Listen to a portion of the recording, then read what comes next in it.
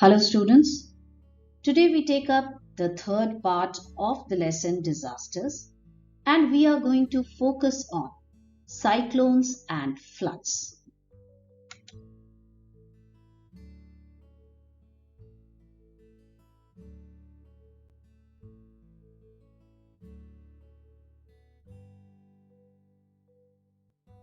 Now when you look at this picture, you can understand what flood is. It is a condition in which vast areas of normally dry land are covered by water.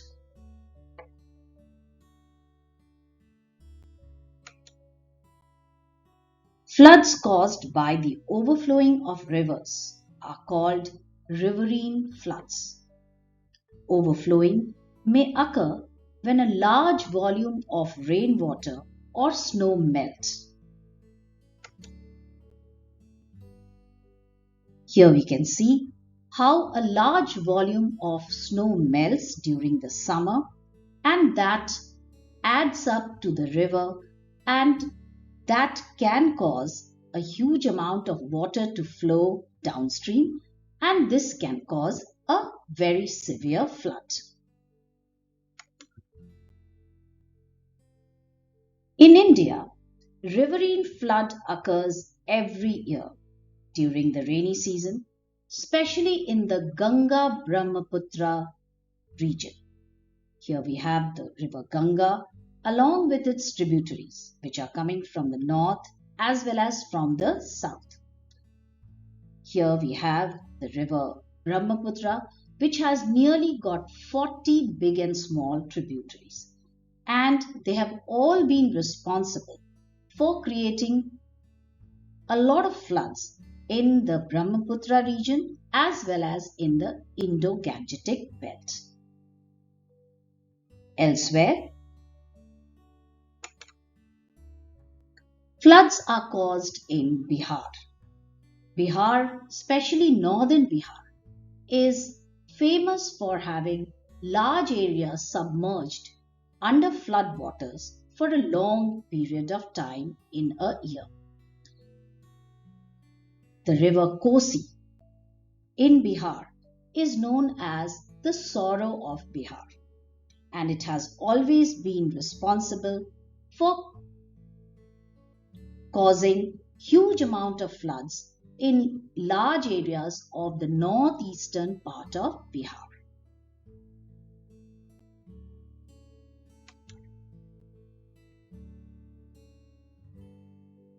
Floods can be caused by breaking of dams.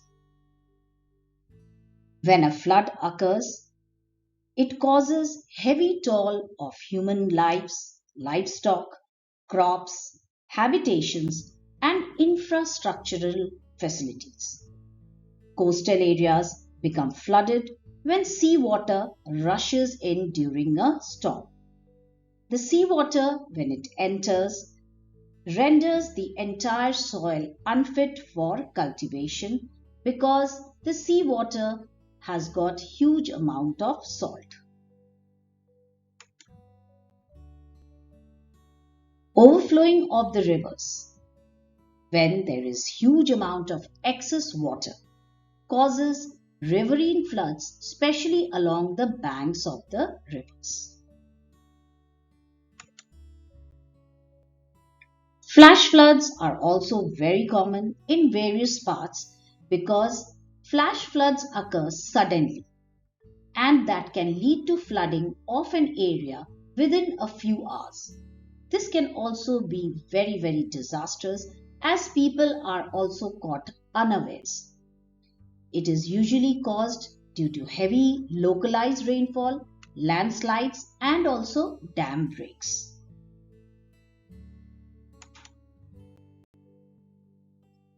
Now, since we have known what are the causes of floods, how are we going to cope with floods?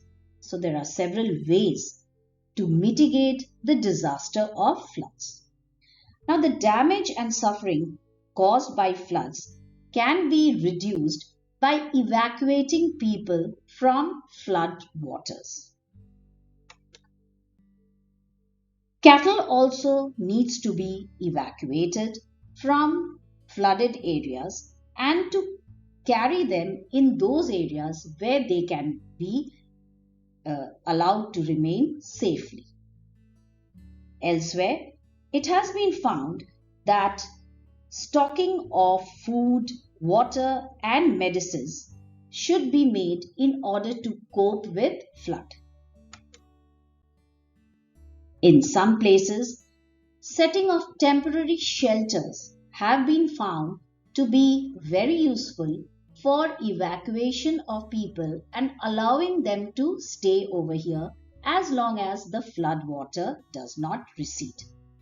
Here we can see in this picture there are huge halls which are constructed over these pillars, and this entire land is somewhat higher than the surrounding land. In these areas, the cattle are kept while people can remain here as long as the flood water does not recede in these enclosed shelters.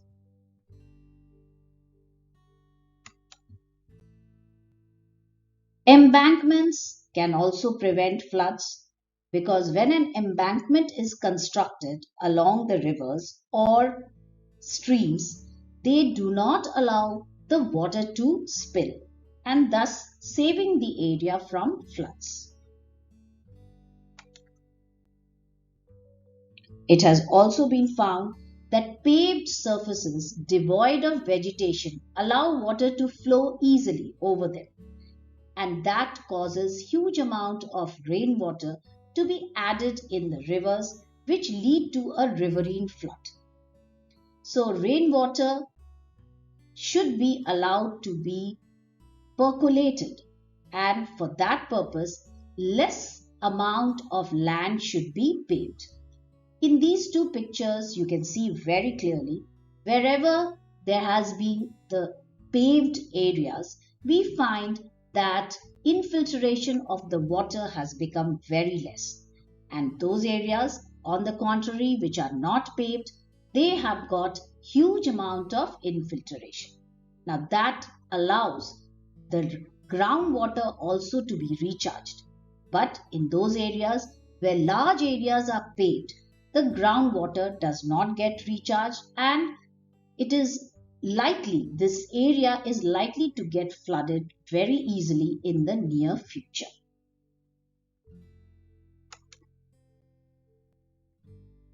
Now, what are the do's and don'ts which a person should do during the floods? So, these are the points which a person should remember when a flood occurs. Turn off all power and gas connections, evacuate low-lying areas and move to safer places. Never drink the flood water, instead drink boiled water or chlorinated water. Always stay away from sewage lines, gutters and drains. Electric poles and fallen power lines should always be avoided, and watch out for broken electric poles, wires and sharp objects and debris.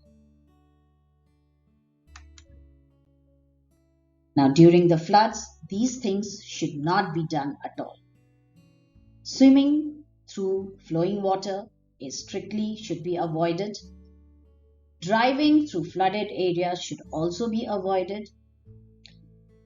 Damaged electric goods should not be used, and electrical equipment while standing on wet floors should be always avoided.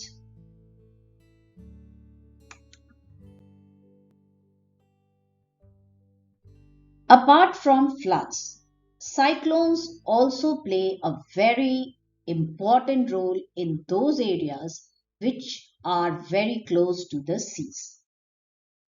Cyclones are tropical storms that usually originate over the oceans.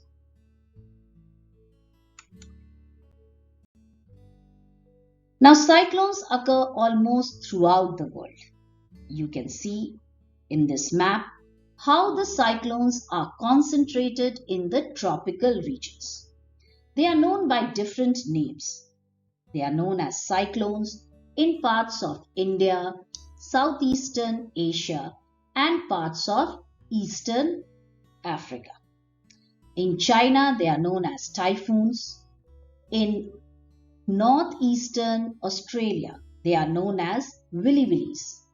While in North America and parts of northern South America, they are known as hurricanes.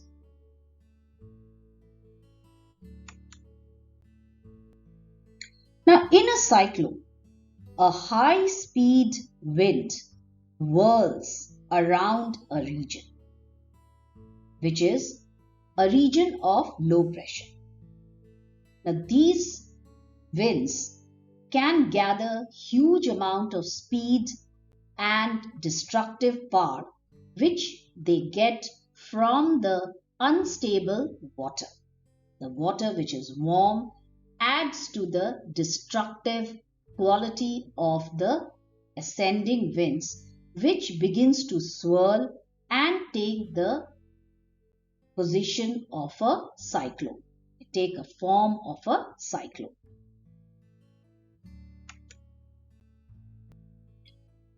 When cyclones occur, they bring a lot of disastrous effect. Heavy rainfall are caused, which can lead to large-scale destruction of electric poles and uprooting of trees. Elsewhere, floods can be a very common sight wherever cyclones occur.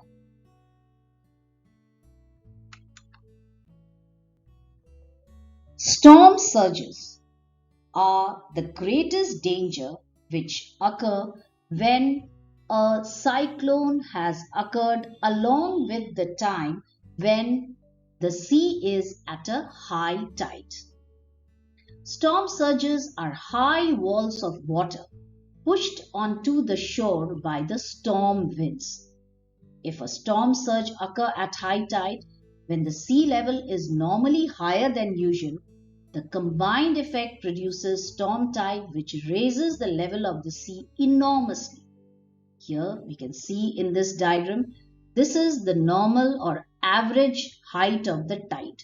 But if it is accompanied with strong winds, the storm surge can be triggered and it can create huge amount of flood, which can cause devastating effect along the coastal region. Storm surges have been found to be taking a heavy toll of human lives.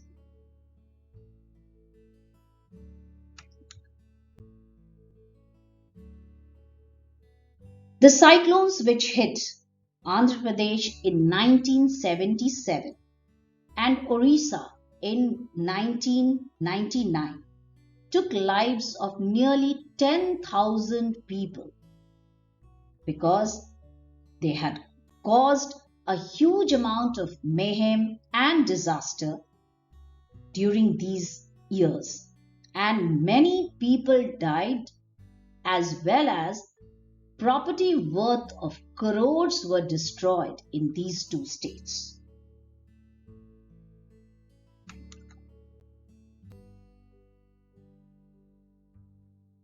Coastal forests, mangroves, acts as a natural barrier to wind and water, and they help in reducing the cyclone damage.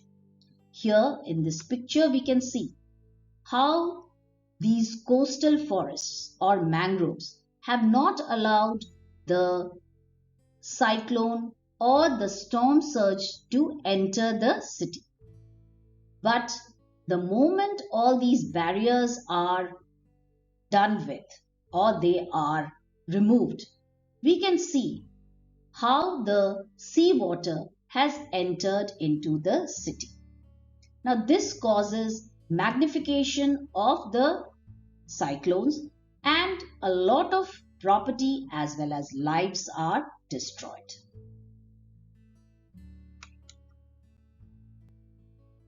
Now, how are we to cope with cyclones?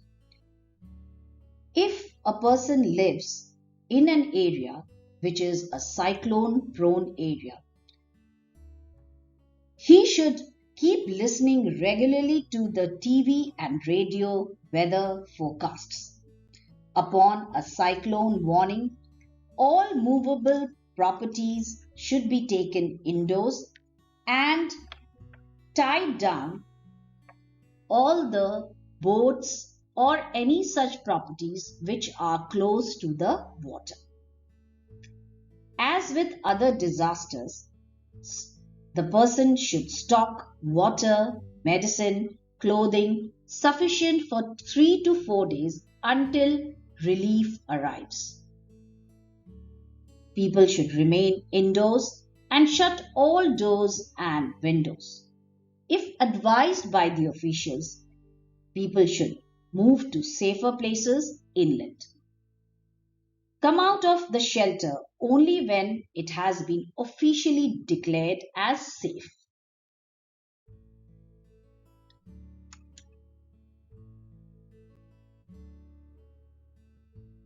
So I hope from this video you all have gathered a lot of knowledge not about floods and cyclones but how to cope with them. So that is what we have enough time for today. Thank you.